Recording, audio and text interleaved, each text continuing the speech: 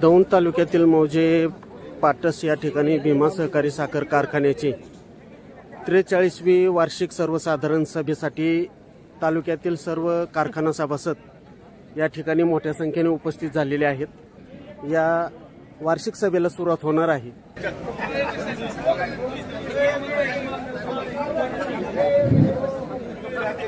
उपस्थित सन्माननीय सभासद बंधू आणि भगिनी, आपल्या सर्वांचं या ठिकाणी मनपूर्वक स्वागत करण्यात येत आहे। काही क्षणातच या ठिकाणी आपल्या 43व्या वार्षिक सर्वसाधारण सभेस आपण सुरुवात करणार आहोत। या अव्वल कालावधीत व दरम्यानच्या काळात सामाजिक, शैक्षणिक, राजकीय, आर्थिक, सांस्कृतिक, साहित्य, कला, सहकार आदी विविध क्षेत्रातील ज्ञात अज्ञात दिवंगत झालेले थोर व्यक्ती, देशासाठी शहीद झालेले लष्करी अधिकारी, जवान, तसेच नैसर्गिक आपत्ती, अपघात इत्यादीमुळे प्राणास मुकलेल्या स्त्री, पुरुष आणि मुले यांना व आपल्या कारखान्याचे जे सभासद, सेवक, कंत्राटदार व हितचिंतकांचे दुःखद निधन झाले त्यांना ही सभा नम्रतापूर्वक अभिवादन करून भावपूर्ण श्रद्धांजली अर्पण करीत आहे। त्यांच्या कुटुंबियाच्या दुःखात आपण सर्वजण सहभागी आहोत। त्यांच्या आत्म्यात चिरशांती लाभो हीच ईश्वर चरणी प्रार्थना। सर्वांनी 2 मिनिटं उभं राहायचे।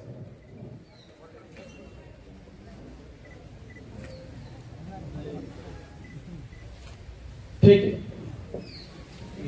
यानंतर या सभेच्या निमित्तानं उपस्थित सन्माननीय सभासदांचं स्वागत करतील या कारखान्याचे व्हाईस चेअरमन सन्माननीय नामदेव नाना बारावकर। नानांना विनंती करतो कृपया आपण स्वागत करावं। आज आपल्या भीमा सहकारी साखर कारखाना लिमिटेड मधुकरनगर 43व्या वार्षिक साधारण सभेसाठी उपस्थित असणारे सर्व सभासद बंधू भगिनी, त्याचप्रमाणे अधिकारी, कामगार आणि पत्रकार मित्र, या तालुक्यातील आजीबाजी संस्थांचे पदाधिकारी, या सर्वांचं कारखान्याच्या संचालक मंडळाच्या वतीनं मनापासून हार्दिक असं स्वागत करतो आणि तालुक्यातल्या पदाधिकाऱ्यांना विनंती करतो की आपण स्टेजवर येऊन स्थानापन्न व्हावं। यानंतर या सभेचं प्रस्तावित करतील कारखान्याचे चेअरमन आणि दौंड तालुक्याचे लोकप्रिय आमदार आदरणीय बाबा। भीमा सहकारी साखर कारखान्याच्या 43व्या सर्वसाधारण सभेच्या निमित्ताने उपस्थित सर्व सन्माननीय संचालक, सभासद, कामगार, अधिकारी वर्ग, वेगवेगळ्या तालुक्यातील संस्थांचे उपस्थित पदाधिकारी यांचं मी संस्थेच्या वतीनं मनपूर्वक हार्दिक स्वागत करतो। 2024-25 आर्थिक वर्षाचा अहवाल व ताळेबंद नफा तोटा पत्रिके संचालक मंडळाच्या वतीनं आपणापुढे सादर करीत आहे। अतिशय अडचणीतून कामकाज सुरू करून योग्य दिशेनं नेण्याचा प्रयत्न आपण सातत्याने केला। बरेच चढ उतार आले आणि त्या चढ उताराला आपण समर्थपणे तोंड दिलं आणि त्यामुळे अतिशय अडचणीतून सुद्धा आज आपण जर राज्यभर पाहिलं तर संपूर्ण साखर चळवळ काही ना काहीतरी अडचणीतून जाते। आपली मुळातील अडचण त्याच्यातून मार्ग काढणं ही प्रक्रिया आपण यशस्वीपणे पार पाडून यावर्षी पुन्हा एकदा आपल्या सगळ्यांच्या समोर येण्याचा योग येतोय। मागच्या वर्षी 3000 रुपये दर सभासदांना दिलेला आहे आणि वेगवेगळ्या मार्गाने ही संस्था ही सुरक्षित ठेवण्याचा, सभासदांच्या मालकीचे ठेवण्याचा आणि सभासदांच्या समस्या सोडवण्यासाठी आवश्यक त्या उपाययोजना करण्याचा प्रयत्न आम्ही सगळेजण करत आहोत. आणि त्या माध्यमातून सभासदांचं वेळेवर ऊस जाणं, त्या ऊसाची योग्य वेळी विल्हेवाट लागणं, योग्य वेळी दर मिळणं आणि वेगळ्या सभासदांच्या समस्या निर्माण होऊ नये, ऊस उत्पादकांच्या समस्या निर्माण होऊ नये या दृष्टीनं आम्ही सातत्य ठेवून प्रयत्न करत आहोत.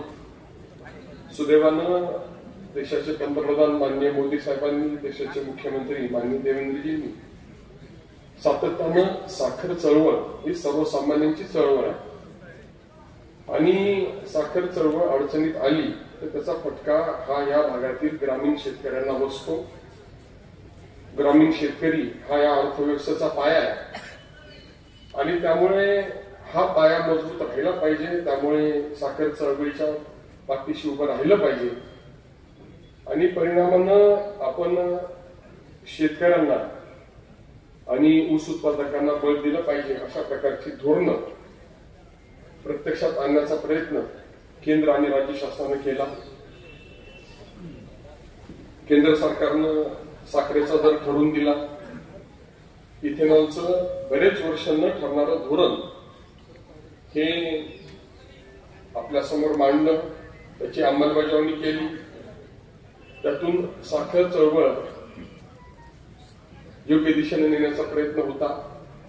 आयात निर्यात धोरणाच्या बाबतीमध्ये सुद्धा टप्प्याटप्प्यावर योग्य ते निर्णय घेतले आणि या सगळ्या वाटचालीमध्ये राज्यानं सुद्धा तितकीच भूमिका बजावली आणि एनसीडीसीच्या कर्जापासून वेगवेगळ्या प्रकारच्या उपाययोजना करून या राज्यातील साखर चळवळ ही योग्य दिशेने नेण्याचा प्रयत्न आम्ही सगळेजण करतोय आणि सहकारामध्ये राजकारण येऊ नये असं सातत्यानं वेगवेगळ्या ठिकाणी घडलं जातं आणि ते प्रत्यक्षामध्ये अंमलबजावणी करण्याचा प्रयत्न हा राज्य आणि केंद्र सरकारच्या माध्यमातून चाललेला आहे आणि त्या माध्यमातून धोरणे योग्य राहतील, ऊसासाठी आवश्यक पाण्याची उपलब्धता वेळेवर होईल आणि त्याचबरोबर आवश्यक ते पूरक वातावरण राज्यामध्ये आणि आपल्या परिसरामध्ये निर्माण होईल असा आमचा सगळ्यांचा प्रयत्न चालू आहे. हा कारखाना सुरू करण्यासंदर्भामध्ये सातत्यानं राज्य आणि केंद्राने आपल्याला मदत केली आणि पुढे सुद्धा ही व्यवस्था जी आपल्या मालकीची आहे आणि त्याच्यामध्ये काही अडचणीमुळे आपल्याला काही निर्णय घ्यावे लागले असले तरी काही आर्थिक अडचणीमध्ये काही निर्णय घ्यावे लागतात. अशा पद्धतीने हे निर्णय आपण घेऊन शेवटी हा कारखाना सभासदांच्या हितासाठी उभा केलेला आहे आणि या भागातील ऊसाचं उत्पादन लक्षात घेता त्याची योग्य विल्हेवाट लागावी, त्याला योग्य दर मिळावा हा मूळ उद्देश आणि त्याच्यामध्ये सातत्यानं आलेल्या अडचणी त्याच्यामधून मार्ग काढण्यासाठी आपण सभासदांचं हित डोळ्यासमोर ठेवून सगळे निर्णय कायद्याच्या चौकटीमध्ये घेण्याचा प्रयत्न केला आणि त्या माध्यमातून आपण मागच्या काही हंगामामध्ये सभासदांच्या योग्य दिशेनं ऊसाचं उत्पादन जे होतंय त्याला न्याय देण्याचा प्रयत्न केलेला आहे. यावर्षीचा अहवाल खरं तर कामकाजामध्ये कारखाना म्हणून किंवा संस्था म्हणून दोन प्रकारे वेगवेगळे आपण उल्लेख करता येईल.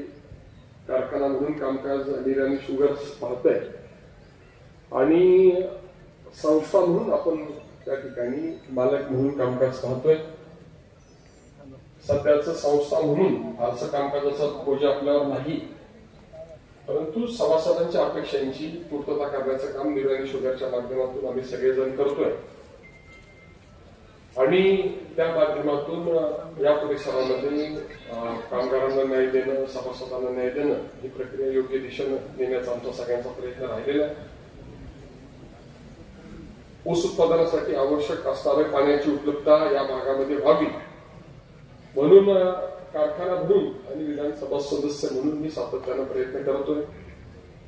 बेबी कॅनलचं काम झालं, पाणी यायला लागलं, आता त्याचं अस्थिरीकरण होतंय आणि मला आपल्याला सांगण्याला आनंद आहे की या डिसेंबर पासून होणारं आवर्तन हे जसं पूर्वी यवतपर्यंत आलं, नंतर केळगाव पर्यंत आलं, नंतर दापोडीपर्यंत आलं, त्याच पद्धतीनं अस्थिरीकरण झाल्यानंतर आताचं आवर्तन हे पूर्ण पाटसपर्यंत येईल आणि गेल्या वर्षी जवळपास 4.5 TMC आपण पाणी वापर केला आणि त्याच्यामध्ये खूप प्रमाणात पाणी पाझरत होतं.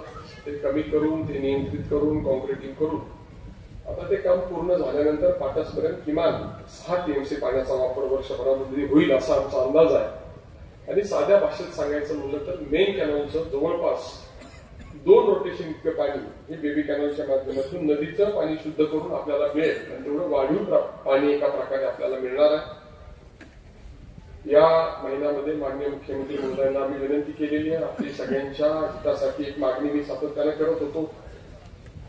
त्याच्यामध्ये पुणे शहरातून येणारा कॅनॉल हा मेंटेन करणं शक्य नव्हतं आणि मेंटेन न झाल्यामुळे खूप मोठ्या प्रमाणावर पाणी गळती व्हायची आणि ती नियंत्रित करण्यासाठी आम्ही प्रयत्न करत होतो. त्याच्यामध्ये पुणे शहराच्या खालून एक भूमिगत कालवा करावा अशी मागणी होती.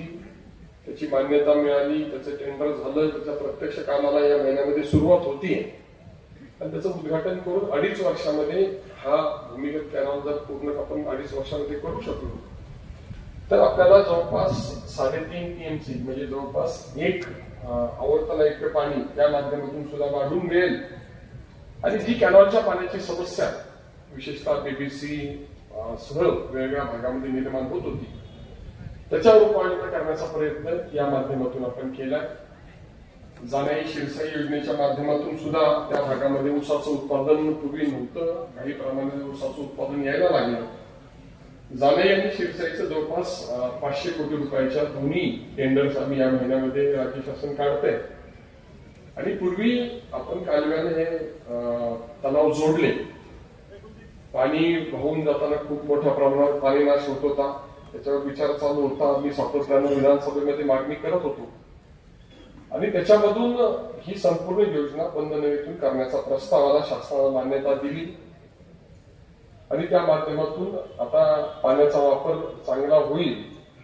त्याचबरोबर सगळ्या भागामध्ये जे तलाव जोडलेले राहिले होते त्या तलावापर्यंत ही बंद नदी जाईल अशा प्रकारचा आमचा त्या ठिकाणचा प्रयत्न यशस्वी होतोय. तर भविष्यामध्ये त्या भागात सुद्धा ऊसाचं उत्पादन वाढलेलं दिसेल अशा प्रकारची मला खात्री आहे. त्या भागामध्ये नेहमी मी ज्यावेळी गेलो आणि शेतकऱ्यांनी ज्यावेळी मागणी केली त्यावेळी त्या भागामध्ये आपण नेहमी आश्वस्त करायचो की आपण 8 महिने शेतीचं पाणी आणि 12 महिने पिण्याचं पाणी देण्यासाठी आपण प्रयत्नशील आहोत. खरं तर 12 महिने शेतीचं पाणी देऊ असं आपण कधीच आश्वस्त केलं नसलं तरी सुदैवानं आजची स्थिती अशी आहे की 12 महिने जिरायत भागात सुद्धा प्यायचं पाणी तर सगळीकडेच मिळेल. म्हणजे टँकर मुक्त तालुका करण्याच्या दृष्टीने ही योजना ही वरदान ठरेल.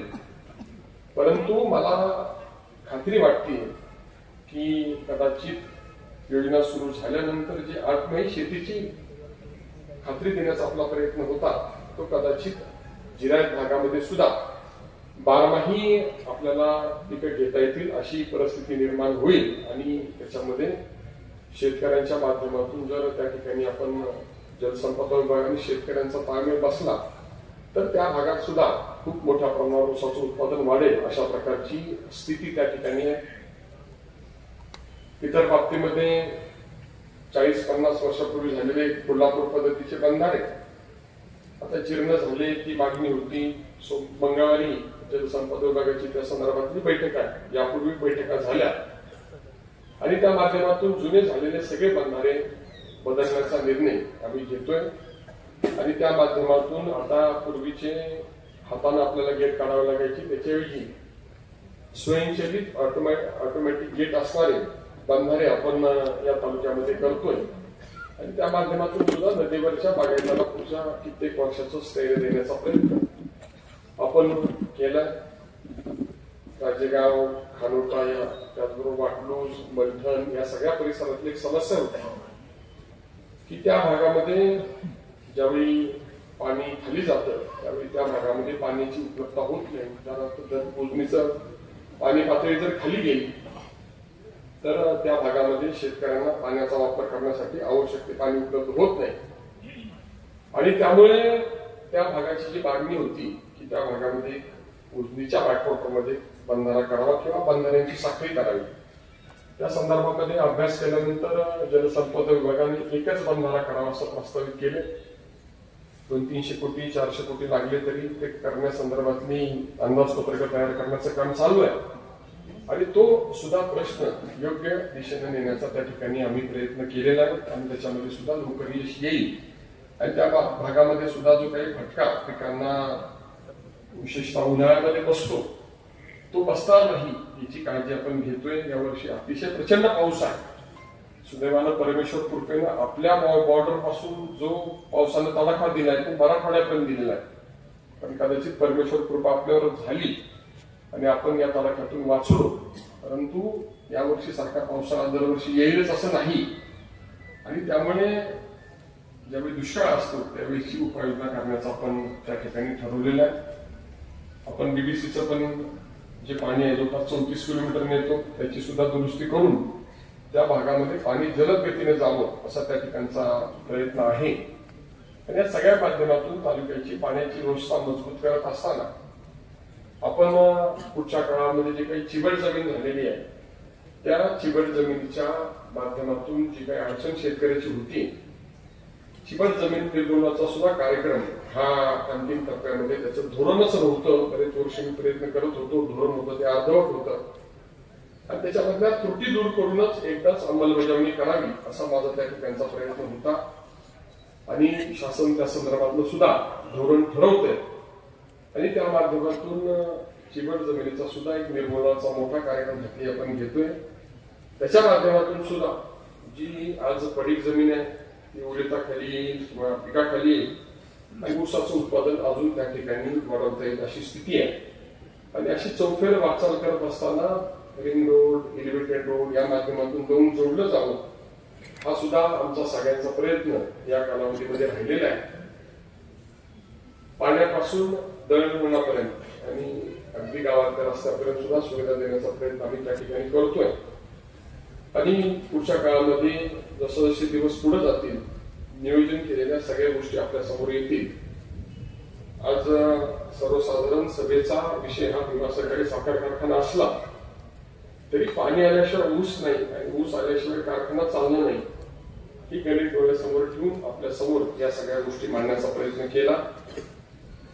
दोन वेगवेगळ्या बाजूला विषय मांडायचा असेल तर कारखाना म्हणून आपल्या ज्या आर्थिक अडचणीमुळे आपल्या कारखान्याचा दोन्ही बँकेंनी MSC बँकेने आणि पुणे जिल्हा बँकेनी जप्तीची कारवाई केल्यानंतर पुढे जी काही टेंडर प्रक्रिया झाली त्या माध्यमातून निरानी शुगर्स हा कारखाना चालवत असल्यामुळे दैनंदिन कामकाज आणि वर्षभराचं हिशोबपत्रकाचं कारखान्याचं कामकाज हे निरानी शुगर पाहतंय आणि आपण संस्था म्हणून जे वर्षभराचं कामकाज आहे ते आपण संस्थेचं जे काही मालकी आपली आहे आणि आपली संस्था सहकारी आहे म्हणून आपण पाहतोय आणि त्यामुळे आपण सर्वसाधारण सभा या ठिकाणी आयोजित केली आणि त्या माध्यमातून आपल्या जे काही सहकार्याच्या नियमाप्रमाणे बैठक व्हावी तशा पद्धतीने या बैठकीचं आपण नियोजन केलेलं आहे.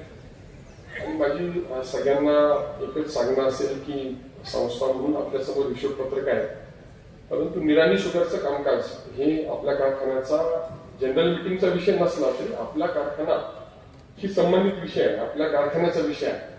त्यामुळे काहींची जी शंका असते की कारखाना आपल्या मालकीचा आहे का नाही तर तो आपल्या मालकीचा आहे सहकारी संस्थेच्या मालकीचा आहे. सहकारी संस्था आहे म्हणून जनरल मिटिंग आहे तेच आधी मी स्पष्ट करतो आणि त्याच्या पुढे जे काही निरानी शुगरचं कामकाज आहे त्याला केंद्र राज्य दोन्ही मदत करतायत. त्याचा मूळ उद्दिष्ट हे या ठिकाणी सभासदांना सुविधा देणार आणि भविष्य काळामध्ये या ठिकाणी केंद्राच्या आणि राज्याच्या वेगवेगळ्या योजना राबवून या कारखान्याच्या पाठीशी या आर्थिक व्यवस्थेच्या पाठीशी केंद्र आणि राज्य उभं करणं ही जबाबदारी घेऊन आम्ही पुढे जातोय आणि त्या माध्यमातून त्याचा प्रत्यक्ष अप्रत्यक्ष फायदा हा या परिसरातील शेतकरी सभासदांना होईल असाच आमचा प्रयत्न आहे. कारखाना चालू नसेल तर बऱ्याच लोकांना वेगळ्या प्रश्नाला तोंड द्यावं लागतं आणि ऊस पुढे जाणार याची चिंता सगळ्यांनाच असते आणि त्यावेळी मग काय काय अटी टाकल्या जातात ते तुम्ही पाहिलेलं आहे. त्या सगळ्या अटी शर्तींच्या पासून शेतकऱ्यांची मुक्तता होऊन आपला मालकीचा कारखाना आपण हक्काने येता, ऊस घालणारा इथे येतो, ऊस न घालणारा सुद्धा इथे येऊन मोठे मोठे प्रश्न विचारतो, त्याची उत्तर आम्ही देतो. अशा प्रकारची सहकार्यातली संस्था आपण चालवतोय आणि सहकारी संस्था म्हणून आपण उत्तर देतोय. आणि काही लोक संस्थेचं चांगलं व्हावं म्हणून प्रयत्न करत असतात. तसं काही लोक ही संस्था अडचणीत असताना सहकार्य करण्याच्या ऐवजी कधी कधी वेगवेगळ्या भूमिका घेतात. परंतु सभासद म्हणून त्यांना उत्तर देण्याचं कर्तव्य आपण पार पाडत असतो. त्या पद्धतीने आजही ते पार पाडू. फक्त प्रश्न चौकटीत करावेत, नियमात करावेत आणि त्या माध्यमातून आपण बॅलन्स शीटचा व्यवस्थित अभ्यास करून आलेला असला तर विचारावेत. अशा प्रकारची निश्चितपणे माझी सूचना असेल. आणि आम्हाला सगळ्या संस्थांमध्ये काय चाललंय, कुठं काय आहे सगळं माहित आहे. परंतु शेवटी संस्थांच्या मध्ये राजकारण हे फक्त निवडणुकापुरतच असावं. निवडणुकीनंतर आपली संस्था ही आपल्या संसाराशी संबंधित आहे. आपण कोणत्या पक्षाचे असलो आणि कोणत्याही विचारसरणीचे असलो तरी सभासद म्हणून सगळ्यांना एक समान स्टेटस या कारखान्यामध्ये आहे. आणि सगळ्यांचं कर्तव्य हे कारखान्याच्या या चाललेल्या व्यवस्थेमध्ये आपले योग्य इनपुट्स देणं, आपलं काही म्हणणं असेल ते मांडणं हे आपण बारमाही करू शकतो. आणि या सभेच्या निमित्तानं तर अजून चांगल्या प्रकारे करू शकतो. परंतु उद्दिष्ट मात्र हा कारखान्याचं हित असावा हे मात्र निश्चित आहे. कारखान्याचं हित डोळ्यासमोर ठेवून राजकारण विरहित जर चर्चा झाली तर जनरल मीटिंग अजून चांगली होऊ शकते. आणि जो उद्देश आहे की सभासदांना कामकाजासंदर्भातल्या योग्य सूचना जर केल्या तर त्याची अंमलबजावणी दैनंदिन कामकाजामध्ये करता येते. आणि त्यामुळे तशा प्रकारच्या सूचना निश्चितपणे स्वागतार्ह असतील. आणि आता राज्याची स्थिती पाहता केंद्रातल्या आणि राज्यातल्या काही निर्णयामध्ये एक विधानसभा सदस्य म्हणून मलाही विचारात घेतलं जातं. आम्ही त्यांच्याकडे मागचे काही वर्ष जायचो आणि वेगवेगळ्या समस्या मांडायचो. काही लोकांनी आपले ते तारे तोडले की गृहमंत्र्यांच्याकडे साखरेचे प्रश्न काय न्यायचे. तर बऱ्याच लोकांना हे माहीत नव्हतं किंवा नसल्यामुळे त्यांनी हे व्यक्त केलं होतं की अमित शहा साहेब हे साखर गटाचा जो काही मंत्री गट आहे त्याचे प्रमुख आहेत. त्यांनी खूप वर्ष सरकारात कामकाज केल्यामुळे त्यांच्यावरती जबाबदारी आहे. आणि त्यामुळे त्यांच्याकडे समस्या निघून मग साखर धंद्याच्या सगळ्या समस्या ज्या भविष्याची जी आपली चळवळ आहे, ऊस चळवळ योग्य दिशेने नेण्यासंदर्भातली प्रक्रिया योग्य व्हावी म्हणून आपण करत होतो. तर आपण ज्या सूचना कराल त्याचा योग्य वापर करून केंद्र राज्याच्या सरकारकडे जे आपलं मायबाप सरकार आहे त्यांच्यावर आपली जबाबदारी आहे. आणि आपल्या समस्या सोडवण्यासाठी त्यांच्याकडे त्या सगळ्या समस्या घेऊन जाणं हे आमचं कर्तव्य आहे. ते प्रामाणिकपणे आम्ही निश्चितपणे पार पाडू अशा प्रकारची खात्री या कार्यक्रमाच्या सर्वसाधारण सभेच्या निमित्तानं देतो. मी पुन्हा एकदा आपल्या सगळ्यांना आभार मानत असताना या कालावधीमध्ये आवश्यक त्या अडचणीमध्ये जी काही मदत वेगवेगळ्या संस्थांनी केली त्याचे धन्यवाद देतो. कैलासवासी मधुकाकांनी ही संस्था स्थापन केली. कैलासवासी सुभाषांनी याच्यामध्ये प्रामाणिकपणे काम केलं. त्यामुळे काम करताना या दोघांचा चेहरा डोळ्यासमोर ठेवून आणि त्यांच्या जो विचाराचा कारखाना चालवावा जे उद्देश होते ते डोळ्यासमोर ठेवून आम्ही काम करतोय. आणि अडचणी आल्या तरी नावेळ न होता आम्ही पुढे जातोय.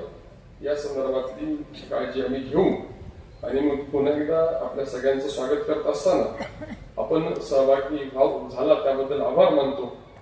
आणि आपण सगळ्यांनी योग्य त्या सूचना कराव्या. आणि अशा प्रकारची अपेक्षा व्यक्त करत असताना आपल्या सगळ्यांना 2 तारखेला दसरा नंतर दिवाळीचा कालावधी आहे त्याच्या मनपूर्वक हार्दिक शुभेच्छा व्यक्त करतो. आणि माझे प्रास्ताविक 2 शब्द संपवतो. धन्यवाद चेअरमन साहेब.